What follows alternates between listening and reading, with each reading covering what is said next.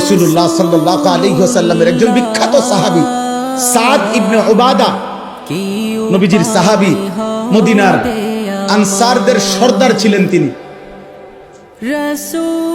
সাদ ইবনে উবাদা উনি একদিন সাহাবাদের এরকম মজমায় নবীজি বসা,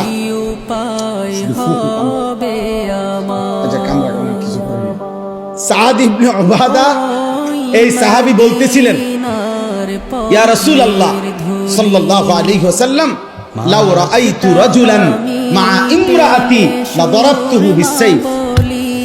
সাহাবী নবীজির সামনে বললেন, ইয়া রাসূলুল্লাহ, আমি যদি এক মিনিটের জন্য কোনোদিন কোন পর পুরুষ, বেগানা পুরুষকে আমার স্ত্রীর সাথে দেখি কথা বলতে অথবা দাঁড়িয়ে থাকতে, লা দারাবতুহু বিসাইফ, তরবারির এক কোপ দিয়ে তার কল্লা ফেলাই দেব।